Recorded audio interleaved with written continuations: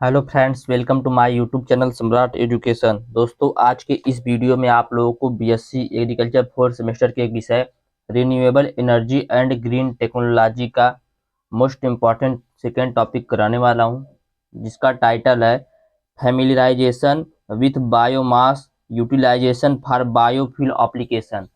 इसका हिंदी में मतलब है जैव ईंधन उत्पादन और उनके अनुप्रयोग के लिए बायोमास उपयोग से परिचित होना। ठीक है, क्या बोल रहा है कि familiarisation with biomass utilisation for biofuel application, जैव ईंधन उत्पादन और उनके अनुप्रयोग के लिए बायोमास उपयोग से परिचित होना।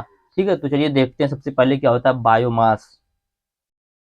बायोमास ऐसे ऑर्गेनिक मटेरियल हैं जो पृथ्वी पर उत्पन्न प्लांट्स के तथा पानी में उत्पन्न प्लांट से व्युत्पन्न होते हैं। बायोमास ऐसे ऑर्गेनिक मटेरियल हैं जो पृथ्वी पर उत्पन्न होने वाले प्लांट के तथा पानी में उत्पन्न होने वाले जो प्लांट होते हैं उनसे क्या होते हैं, व्युत्पन्न होते हैं। अर्थात हम कह सकते हैं कि जंगलों, जल के पौधों, खेत से मिलने वाले व्यर्थ पदार्थों तथा जानवरों के गोबर से प्राप्त होने वाले ऑर्गेनिक मटेरियल ही बायोमास है। तो यदि आपसे कोई पूछ दिया बायोमास क्या है, तो क्या कहेंगे कि बायोमास ऐसा ऑर्गेनिक मटेरियल है जो पृथ्वी पर उत्पन्न प्लांट के तथा पानी में उत्पन्न प्लांट से भी उत्पन्न होता है, या कह सकते हैं कि जंगलों, जल के पौधों, खेत से मिलने वाले व्यर्थ पदार्थों तथा जानवरों के गोबर से प्राप्त होने वाले ऑर्गेनिक मटेरियल को बायोमास कहते हैं। या अन्य भाषा में देखते हैं इसको, जिस पदार्थ में जीवन होता है उसे बायोमास कहते हैं। उसमें आप लोगों को समझाने के लिए पॉइंट पॉइंट में सब कुछ लिखा हूं कि आप लोगों को एक एक पॉइंट समझ में आ जाए। तो क्या बोला है कि जिस पदार्थ में जीवन होता है हम उसे बायोमास कह सकते हैं। जीवित जीवों, पौधों और जानवरों के शरीर में मौजूद सामग्री को बायोमास या कार्बनिक पदार्थ कहते हैं। जीवित जीवों के शरीर में मौजूद सामग्री को बायोमास या कार्बनिक पदार्थ कहते हैं। अब जैसे दोस्तों मान लीजिए कोई, इसका सबसे मुख्य जो स्रोत होता है वो होता है सोलर एनर्जी या सूर्य की उष्मा। ठीक है, क्या होता है, सूर्य की उष्मा से पौधे क्या करते हैं, पौधे अपना सूर्य की उपस्थिति में क्या करते हैं, प्रकाश संश्लेषण और अपना भोजन बनाते हैं। उसके बाद पौधों को क्या करते हैं, मनुष्य खाते हैं, जीव जंतु खाते हैं। जो जीव जंतु खाते हैं पेड़ पौधे को, वही दोस्तों जो खाने वाली चीज वही होता है बायोमास। तो यहाँ पर देखिए लिखा है पौधों और जानवरों के शरीर में मौजूद सामग्री को ही बायोमास या कार्बनिक पदार्थ कहते हैं। ठीक है, समझिएगा आप लोग, समझने वाली सब बातें हैं कि जीवित जीवों के शरीर में मौजूद सामग्री को ही बायोमास या कार्बनिक पदार्थ कहते हैं। अगला पॉइंट है जैविक जीवों से प्राप्त कार्बनिक पदार्थों से प्राप्त ऊर्जा को बायोमास कहते हैं। जैविक जीवों से प्राप्त कार्बनिक पदार्थों से प्राप्त ऊर्जा को ही बायोमास ऊर्जा कहते हैं, बायोमास एनर्जी कहते हैं। ठीक है, बायोमास क्या है, बायोमास एक नवीकरणीय ऊर्जा है। नवीकरणीय ऊर्जा क्या होती है, तो वह ऊर्जा जिसे हम बार बार उत्पन्न कर सकते हैं उसे क्या कहते हैं, उसे हम नवीकरणीय ऊर्जा कहते हैं। ठीक है, तो ये जो बायोमास है यह एक नवीकरणीय ऊर्जा है जो गर्मी पैदा करने के लिए कार्बनिक पदार्थों को सीधे जलाया जाता है। गर्मी पैदा करने के लिए कार्बनिक पदार्थों को सीधे जलाया जाता है, या इथेनॉल या अन्य अल्कोहलिक ईंधन जैसे ईंधन का उत्पादन करने के लिए परिष्कृत किया जाता है, तो उसी को बोलते हैं बायोमास एनर्जी। बायोमास एनर्जी क्या होता है, तो बायोमास एनर्जी वह ऊर्जा है जो उससे गर्मी पैदा करने के लिए कार्बनिक पदार्थों को जब सीधे जलाया जाता है तो यह इथेनॉल या अन्य एल्कोहलिक ईंधन जैसे ईंधन में क्या करती है, इसका उत्पादन करने के लिए इसे परिष्कृत किया जाता है। या आप लोगों को क्या होता है बायोमास एनर्जी, एक बार फिर से मैं बता देता हूँ। तो बायोमास आप लोग समझ गए हैं कि जिस पदार्थ में जीवन होता है उसे हम बायोमास कह सकते हैं, या जीवित जीवों के शरीर में मौजूद सामग्री को बायोमास या कार्बनिक पदार्थ कहते हैं। ठीक है, तो बायोमास से ऊर्जा का उत्सर्जन प्रकाश संश्लेषण के दौरान बने जैविक परमाणुओं के रासायनिक बंधों के टूटने या जलने से होता है। तो मैंने आप लोगों को अभी बताया था ना कि प्रकाश संश्लेषण के द्वारा ही सब कुछ होता है।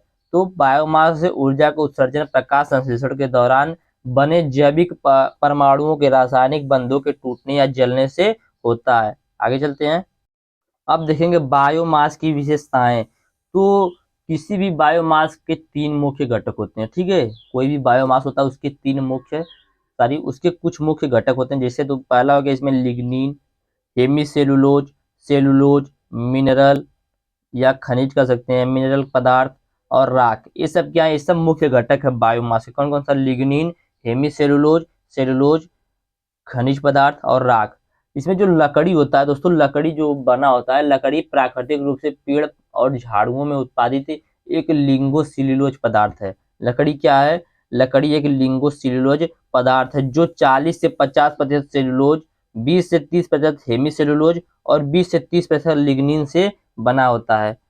तो दोस्तों इसमें लकड़ी भी होता है, या जो बायोमास के मुख्य घटक होते हैं इसमें लकड़ी का भी यूज होता है। तो लकड़ी होता है प्राकृतिक रूप से लिंगोसेलुलोज पदार्थ होता है जो 40 से 50% सेलुलोज, 20 से 30% हेमीसेलुलोज और 20 से 30% लिग्निन से बना होता है। उम्मीद करते हैं आप लोगों को समझ में आ रहा होगा। तो आगे चलते हैं, देखेंगे बायोमास संसाधन, बायोमास रिसोर्सेस क्या होता है। तो ऊर्जा उत्पादन के लिए बायोमास संसाधन वन क्षेत्रों, ग्रामीण खेतों, शहरी कूड़ा या कचरा और कृषि उद्योगों से निकलने वाले जैविक कचरे में व्यापक रूप से उपलब्ध होता है। क्या बोला है कि ऊर्जा उत्पादन के लिए बायोमास संसाधन वन क्षेत्रों, ग्रामीण खेतों, शहरी कचड़ों और कृषि उद्योगों से निकलने वाले जैविक कचरों में व्यापक रूप से उपलब्ध होता है। तो यह क्या हो गया दोस्तों? बायोमास संसाधन या बायोमास रिसोर्सेस हो गया। ठीक है, कौन कौन सा रिसोर्स हो गया? वन क्षेत्र हो गया, ग्रामीण खेत हो गया, शहर का कचरा हो गया, कूड़ा करकट हो गया और कृषि के उद्योग। जैसे मान लीजिए आप लोग धान की कटाई की, उसका जो पुआल बच गया वो क्या हो गया? वो अभी एक बायोमास रिसोर्सेस हो गया, वो अभी एक बायोमास संसाधन हो गया। तो कृषि उद्योग से निकलने वाले जैविक कचरे को व्यापक रूप से उपलब्ध होते हैं। ठीक है, ये हो गया बायोमास रिसोर्सेस। ये जो बायोमास रिसोर्सेस होता है यह 3 श्रेणी में आता है, इसके 3 संसाधन होते हैं, तो उसको भी देख लेते हैं। बायोमास संसाधन 3 श्रेणी में आते हैं। Biomass resources fall into the 3 category. पहला इसमें है अपने पारंपरिक ठोस द्रव्यमान में बायोमास, जैसे लकड़ी हो गया और कृषि अवशेष, जैव द्रव्यमान को सीधे जलाने के लिए यूज किया जाता है। क्या बोला है कि अपने पारंपरिक ठोस द्रव्यमान में बायोमास जैव द्रव्यमान को सीधे जलाने के लिए यूज किया जाता है। दूसरा है बायोमास अपने गैर पारंपरिक ठोस द्रव्यमान में तरल ईंधन कह सकते हैं, या बायोमास अपने गैर पारंपरिक ठोस द्रव्यमान में बायोमास को इथेनॉल और मेथेनॉल में परिवर्तित करके उपयोग में लाया जाता है। तो पहला क्या हो गया? पहला हो गया वह जो जिसे सीधे जला सकते हैं। दूसरा क्या हो गया? तीसरा हो गया तरल ईंधन जिसे इथेनॉल और मेथेनॉल में परिवर्तित करके उपयोग में लाया जाता है। और तीसरा क्या हो गया? गैसीय ईंधन प्राप्त करने के लिए बायोमास को अवायवीय रूप से किण्वित करना बायोगैस कहलाता है। ठीक है, तो ये 3 कैटेगरी में आते हैं। पहला जिसे हम डायरेक्ट जला सकते हैं, दूसरा जिसे हम इथेनॉल और मेथनॉल में परिवर्तित करके यूज में लाएंगे, और तीसरा है जिसे हम किण्वित करके बायोगैस में परिवर्तित करके उपयोग में लाएंगे। आगे चलते हैं, अब देखेंगे direct combustion power heat, heat के लिए प्रत्यक्ष दहन। तो अभी तक जो मैंने बताया आप लोगों को उम्मीद है समझ में आया होगा। थोड़ा सा टफ है लेकिन समझने वाली सब बातें हैं। उसमें मैंने आप लोगों को क्या क्या बताया है, उसमें मैंने आप लोगों को बताया कि जो बायोगैस होता है इसका जो संसाधन होता है वह 3 श्रेणी में आता है। पहला जिसे हम डायरेक्ट जला सकते हैं, दूसरा जिसे इथेनॉल और मेथनॉल में परिवर्तित करके जलाते हैं, और तीसरा मैंने बताया जिसे हम किण्वित करके यूज में लाते हैं। इसके पहले मैंने आप लोगों को बायोगैस बताया और बायोमास भी बता दिया है। तो अब हम लोग देखेंगे हीट के लिए प्रत्यक्ष दहन, डायरेक्ट कंबस्टन फॉर हीट। तो प्रत्यक्ष दहन एक थर्मोकेमिकल तकनीक होता है। जो प्रत्यक्ष दहन होता है, डायरेक्ट कंबस्टन हीट होता है, ये क्या होता है? एक थर्मोकेमिकल तकनीक होता है जिसमें बायोमास को खुली हवा में या अतिरिक्त हवा की उपस्थिति में जलाया जाता है। जिसमें क्या किया जाता है? बायोमास को खुली हवा में या अतिरिक्त हवा की उपस्थिति में क्या किया जाता है? जलाया जाता है। इस प्रक्रिया में बायोमास की प्रकाश संश्लेषण इस प्रक्रिया में बायोमास की प्रकाश संश्लेषक रूप से संग्रहित रासायनिक ऊर्जा को गैसों में परिवर्तित किया जाता है। तो यहाँ से आप लोग समझ रहे होंगे कि डायरेक्ट कंबस्टन फॉर हीट क्या होता है। तो डायरेक्ट कंबस्टन फॉर हीट क्या होता है? यह एक थर्मोकेमिकल तकनीक होता है जिसमें बायोमास को खुली हवा में या अतिरिक्त या किसी भी हवा की उपस्थिति में क्या किया जाता है? जलाया जाता है। जिससे क्या होता है? इस प्रक्रिया में बायोमास की प्रकाश संश्लेषक रूप से संग्रहित जो रासायनिक ऊर्जा होती है उसे गैसों में परिवर्तित किया जाता है। ठीक है, इसमें एक चरण होता है, एक स्टेप होता है पाइरोलाइसिस। तो हम लोग देखेंगे पाइरोलाइसिस क्या होता है। तो इस प्रक्रिया में बायोमास को बंद वेसेल या पतीले में गर्म किया जाता है।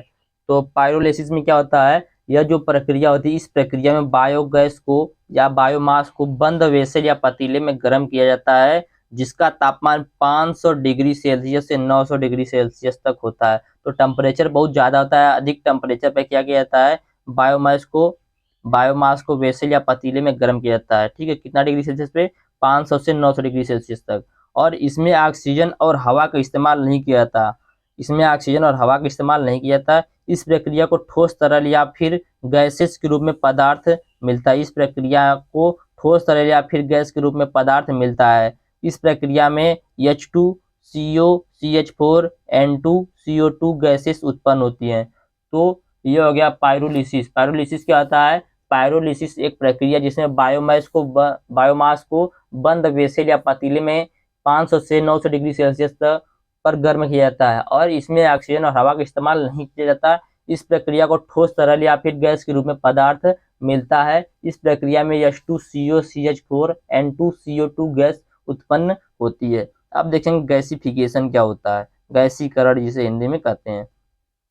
तो इस प्रक्रिया में बायोमास को बहुत कम ऑक्सीजन और हवा की उपस्थिति में गर्म या जलाया जाता है। तो ये जो गैसिफिकेशन होता है, इस प्रक्रिया में क्या किया जाता है, इस प्रक्रिया में बायोमास को बहुत कम ऑक्सीजन और हवा की मात्रा में गर्म किया जाता है या जलाया जाता है। इसी प्रक्रिया को गैसिफिकेशन कहते हैं।